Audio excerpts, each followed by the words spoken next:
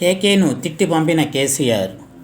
Rajya Sabha MP కేకే, ఆయన కుమార్తె Hyderabad mayor Vijayalakshmi శనివారం కాంగ్రెస్ పార్టీలో చేరాలని నిర్ణయించుకున్నారు.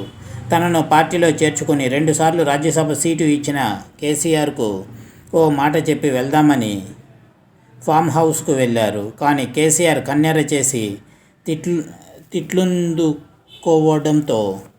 తిట్లు తినడంతో ఆయన మధ్యలోనే వచ్చేశారని బీఆర్ఎస్ వర్గాలు చెబుతున్నాయి. తనకు ఉన్న ఇబ్బందులు చెప్పి పార్టీ మారుతున్నానని కేసీఆర్కు చెప్పేందుకు ప్రయత్నిస్తున్న సమయంలో పార్టీ అధినేత అసహనానికి గురైనట్లుగా తెలుస్తోంది. 10 ఏళ్ల పాటు పార్టీలో పెద్ద పీట వేసి పదవులు ఇస్తే కష్టకాలంలో వదిలేసి వెళ్ళిపోతున్నారని ఆగ్రహం వ్యక్తం చేశారు. సాకులు చెప్పవద్దని మండిపడినట్లుగా తెలుస్తోంది.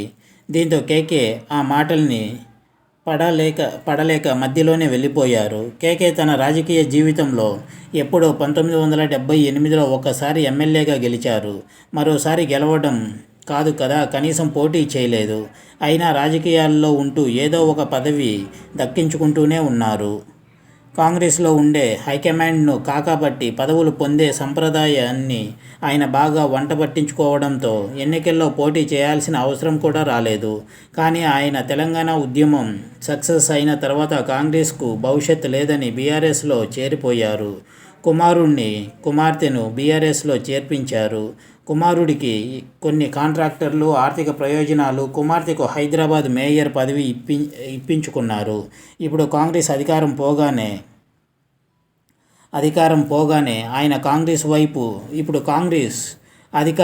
రాగానే ఆయన కాంగ్రెస్ వైపు పోతున్నారు. ఈ క్రమంలో ఆయన యూట్యూబ్ మీడియాకు ఇంటర్వ్యూలు ఇస్తూ బీఆర్ఎస్కు వ్యతిరేకంగా కామెంట్లు చేస్తున్నారు. బీఆర్ఎస్ కుటుంబ పార్టీ అని చెబుతున్నారు. గురువారం ఆయన తాను పార్టీ మారుతున్నట్లు కేసీఆర్కు చెప్పేందుకు ఫామ్ హౌస్కు వెళ్లారు. కాంగ్రెస్ తనకు తక్కువ చేయలేదని, ఆది నుంచి మర్యాదలు చేసిందని ఎంపీ కేకే తెలిపారు.